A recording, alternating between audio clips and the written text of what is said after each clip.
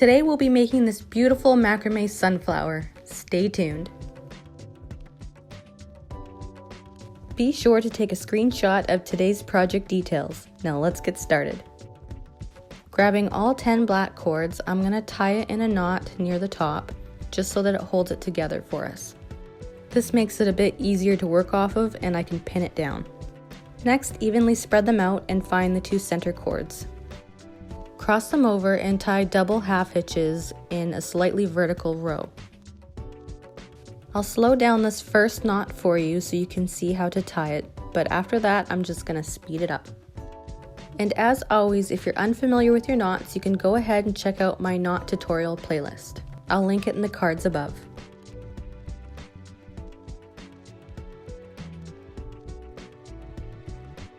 Once you're finished tying your double half hitches on the left side, I'm going to take our lead cord and pin it so it's out of the way.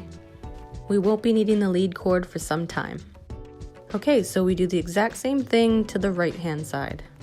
And this time I'll leave the first knot in real time and then speed the rest up.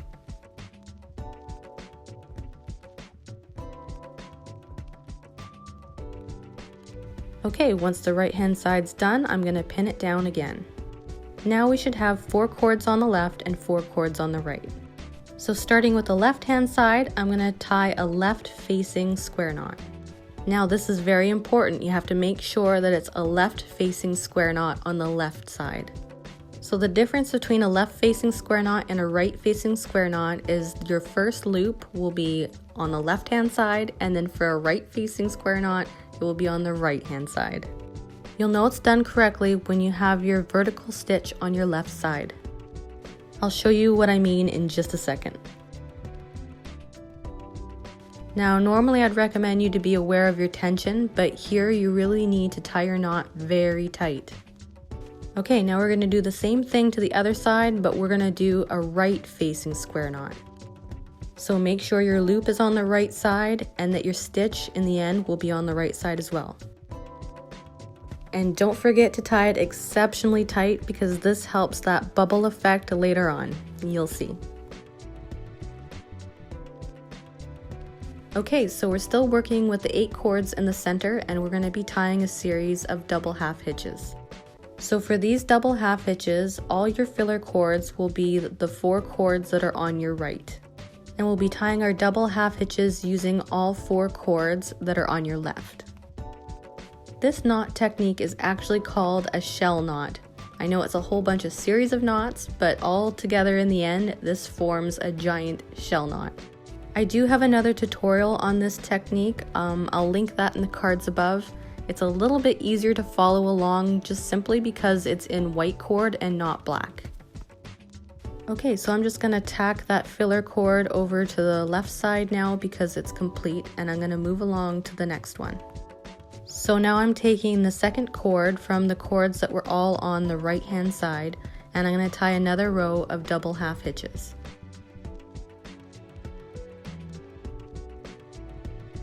Once I'm done with that filler cord, I'm going to tack that one down as well. And of course, using the third cord on the left hand side, I'm going to do another row of double half hitches. And tack the filler cord. And then finally the last cord that's on our right.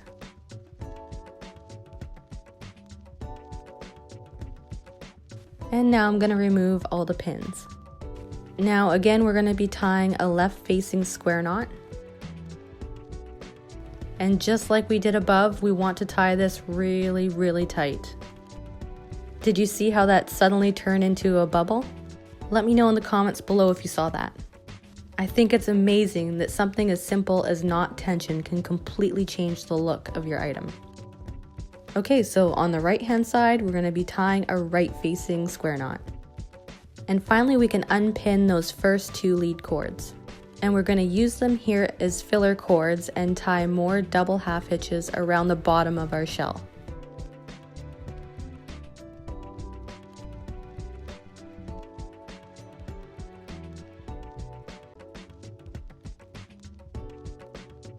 Once you get to the bottom, we're going to be tying our 2 filler cords together in 1 more double half hitch.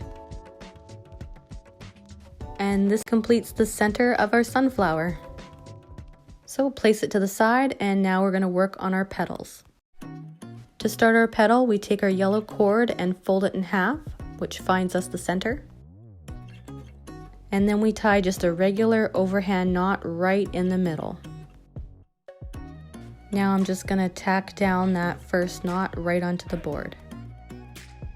Next, find the center of another yellow cord and place it right under the first set of cords here.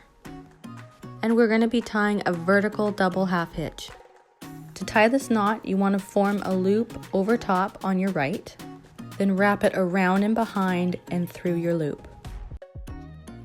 This is the first half of your vertical double half hitch, then we're going to have to repeat the same process again.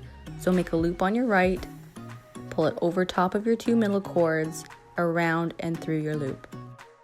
And this will secure your knot. Next, just slide it up to the top of our first knot. Okay, and now we're going to do the exact same thing again. Take another cord, find the center, and tie a vertical double half hitch. This time I'll leave it in real time.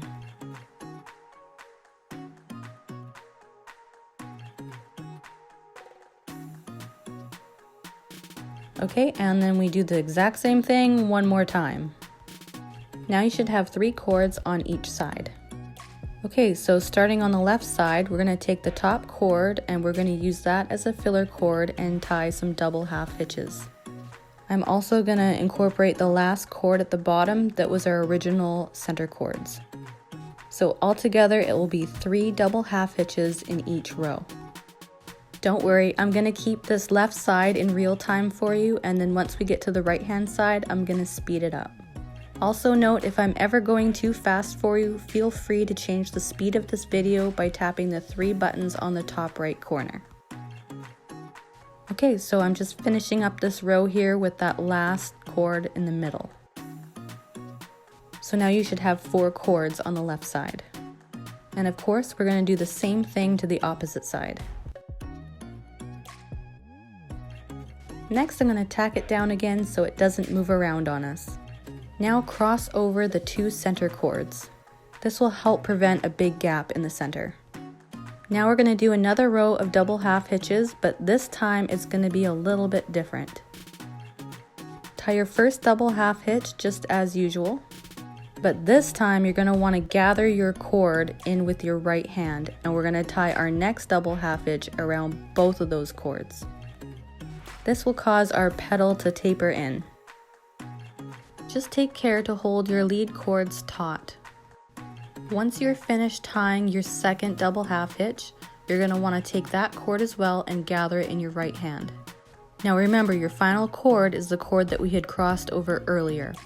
And then we'll finally tie our last double half hitch on this side.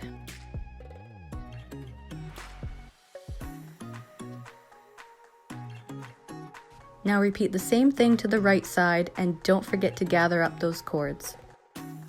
And that is how you complete a petal. Now we can remove the pins and place it over to the side. Alrighty, now read 'em and weep. We have to do 8 of these. Okay, now we need to attach our petals to our stamen.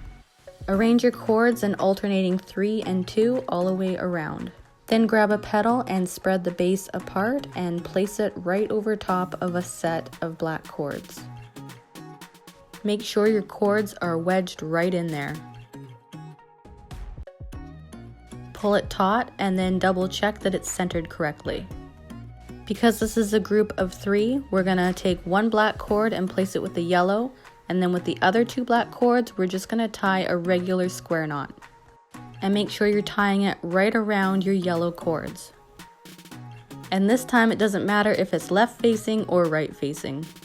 Do whatever version of a square knot that is comfortable for you.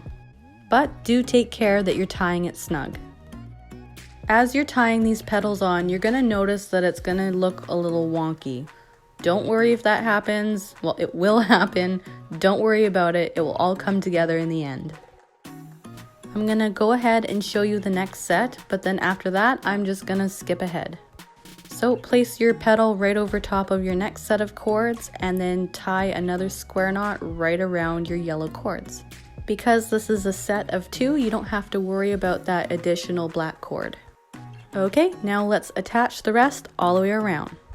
Ta-da! I warned you it was gonna look a little awkward, but we're gonna fix that now. So gather it all up in your hand and then arrange the petals into what looks pleasing to you. Next, we're gonna grab our final strand of yellow cord and make a loop. I actually find it really helpful to tuck your loop in between your 2 petals. This holds it nice and secure while you tie your gathering knot. So you probably guessed it, we're going to be tying a gathering knot using this strand of cord. So to accomplish this, wrap the tail end around the base of your sunflower, starting from the bottom and going all the way up to the top.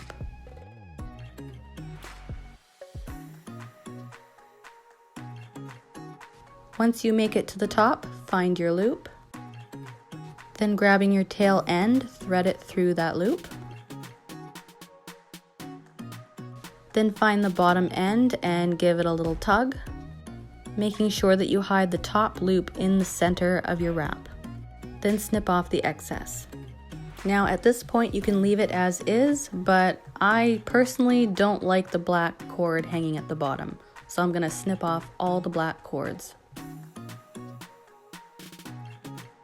If you decided to follow my lead and snip off the black cords, what I like to do is tuck in the tail ends underneath our gathering knot, and I do this by using the end of my scissors. If you like this video, please do me a favor and hit that like button, and if you're new here, I hope you consider subscribing. I'll see you in the next one.